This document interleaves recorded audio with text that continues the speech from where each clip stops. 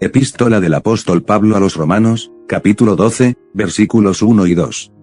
Así que, hermanos, os ruego por las misericordias de Dios, que presentéis vuestros cuerpos en sacrificio vivo, santo, agradable a Dios, que es vuestro culto racional.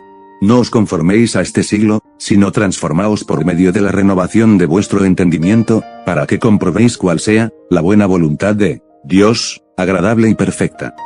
Notas de Albert Barnes sobre la Biblia. Adaptado al español. Os ruego. El apóstol, habiendo terminado el argumento de esta epístola, procede ahora a cerrarla con una aplicación práctica o exhortatoria, mostrando su relación con los deberes de la vida y la influencia práctica de la religión. Ninguna de las doctrinas del Evangelio están diseñadas para ser especulaciones frías y estériles.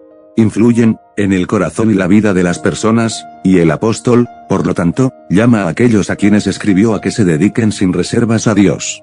De modo que, como efecto o resultado del argumento o doctrina, en otras palabras, todo el argumento de los 11 primeros capítulos es adecuado para mostrar la obligación que tenemos de dedicarnos a Dios. De expresiones como estas, es claro que, el apóstol nunca supuso que la tendencia de las doctrinas de la gracia fueran a conducir al libertinaje. Muchos han afirmado que tal era la tendencia de las doctrinas de la justificación por la fe, de la elección y los decretos, y de la perseverancia de los santos. Pero es claro que Pablo no tenía tales temores. Después de haber declarado y establecido plenamente esas doctrinas, concluye que debemos, por lo tanto, llevar una vida santa, y sobre la base de ellas exhorta a la gente a hacerlo. Por las misericordias de Dios. La palabra, por, denota aquí la razón por la cual deberían hacerlo, o el motivo de la apelación. Tan grande había sido la misericordia de Dios, que esto constituía una razón por la cual debían presentar sus cuerpos, etc. Tal como apreciamos en 1 Corintios 1:10, y en Romanos 15:30. La palabra misericordia aquí denota favor mostrado a los que no lo merecen, o amabilidad, compasión, etc. El plural se usa imitando la palabra hebrea para misericordia, que no tiene singular. La palabra no se usa con frecuencia en el Nuevo Testamento, véase 2 Corintios 1:3, donde se llama a Dios el Padre de las misericordias, Filipenses 2:1, Colosenses 3:12, Hebreos 10:28. La misericordia particular a la que se refiere el apóstol aquí, es la que se muestra a aquellos a quienes se dirige. Él había probado que todos estaban por naturaleza bajo pecado, que no tenían ningún derecho sobre Dios, y que había mostrado gran compasión al dar a su Hijo para que muriera por ellos en este estado, al perdonar sus pecados. Esta era una base o razón por la cual debían dedicarse a Dios. Que presentéis. La palabra usada aquí comúnmente denota la acción de traer y presentar un animal u otro sacrificio ante un altar. Implica que la acción fue una ofrenda libre y voluntaria. La religión es gratis, y el acto de consagrarnos a Dios es uno de los más libres que jamás realizamos. Vuestros cuerpos. Los cuerpos de animales fueron ofrecidos en sacrificio. El apóstol especifica sus cuerpos particularmente en referencia a ese hecho. Aún así, todo el animal se dedicó, y Pablo evidentemente quiso decir aquí lo mismo que decir, presentaos, toda vuestra persona, al servicio de Dios, comparar con 1 Corintios 6 y 16, Santiago 3, 6. No era costumbre ni propio hablar de un sacrificio como ofrenda de un alma o espíritu, en el lenguaje común de los judíos, y por lo tanto, el apóstol aplicó su lenguaje habitual de sacrificio, a la ofrenda que los cristianos debían hacer de sí mismos a Dios. Como sacrificio.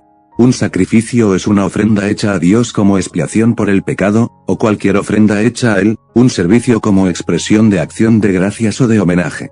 Implica que quien lo ofrece lo presenta en su totalidad.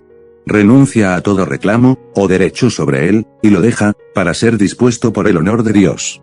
En el caso de un animal, se sacrificaba y se ofrecía la sangre, en el caso de cualquier otra ofrenda, como las primicias, etc., se apartaba para el servicio de Dios, y el que lo ofreció liberó todo derecho sobre él, y lo sometió a Dios, para que lo dispusiera a su voluntad. Esta es la ofrenda que el apóstol pide a los romanos que hagan, que se dediquen a Dios, como si ya no tuvieran ningún derecho sobre sí mismos. Para ser dispuesto por él, sufrir y soportar todo lo que él designe, y para promover su honor de cualquier manera que él pueda mandar. Esta es la naturaleza de la verdadera religión. Vivo. La expresión probablemente significa que debían dedicar los poderes vigorosos y activos de sus cuerpos y almas al servicio de Dios. El judío ofreció su víctima, la mató y la presentó muerta. No se pudo volver a presentar. En oposición a esto, debemos presentarnos con todas nuestras energías vivas y vitales. El cristianismo no requiere un servicio de muerte o inactividad. Exige fuerzas vigorosas y activas al servicio de Dios Salvador. Hay algo muy conmovedor en la vista de tal sacrificio, en considerar la vida, con todas sus energías, sus poderes intelectuales, morales y físicos, como un largo sacrificio, una ofrenda continua a Dios. Se le presenta un ser inmortal, presentado voluntariamente, con todas sus energías, día tras día, hasta que la vida termine, para que diga que ha vivido y muerto como ofrenda hecha gratuitamente a Dios. Esto es religión. Santo. Esto significa propiamente. Sin mancha o defecto. No se podía hacer ningún otro sacrificio a Dios.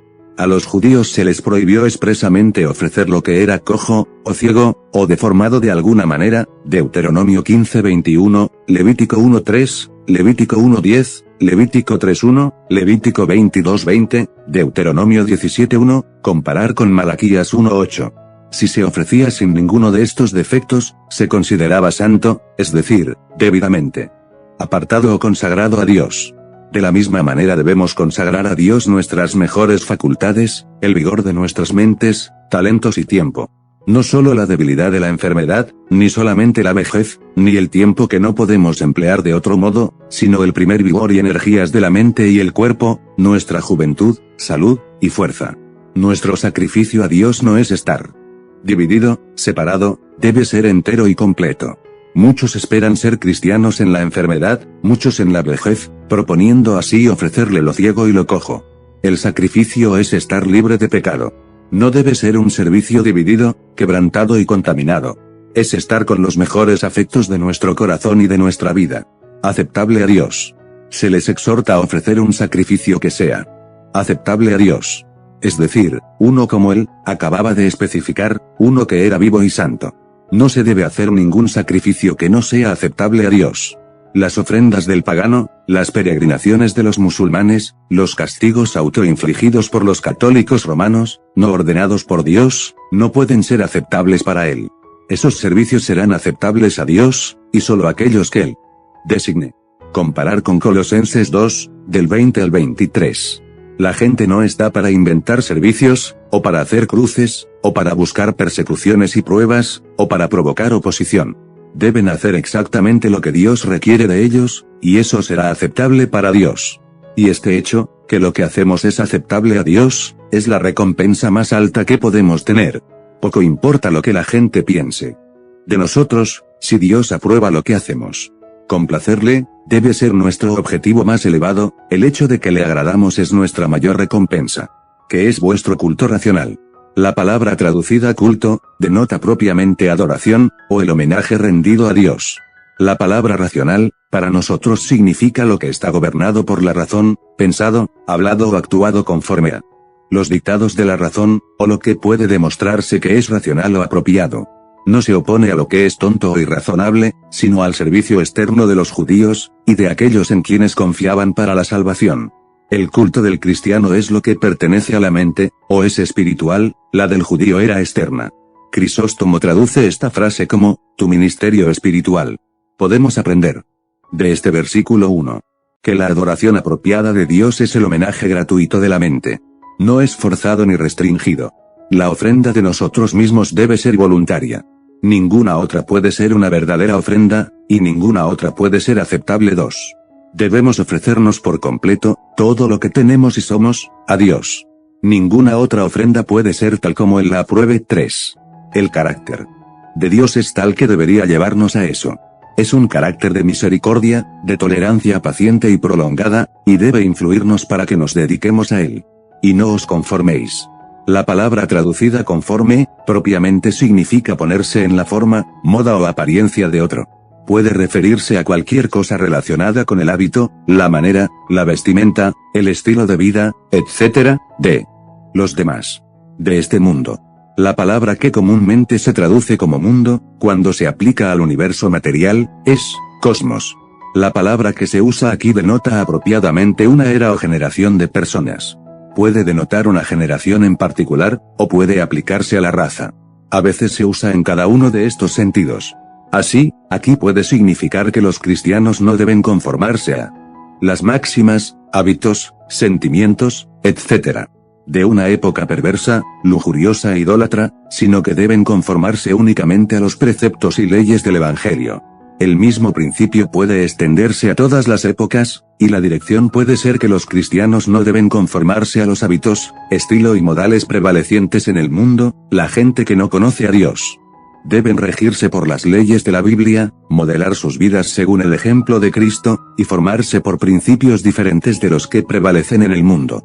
En la aplicación de esta regla hay mucha dificultad. Muchos pueden pensar que no están conformes con el mundo, mientras que fácilmente pueden percibir que su prójimo sí lo está. Se entregan a muchas cosas que otros pueden pensar que son conformidad con el mundo, y se oponen a muchas cosas que otros consideran inocentes.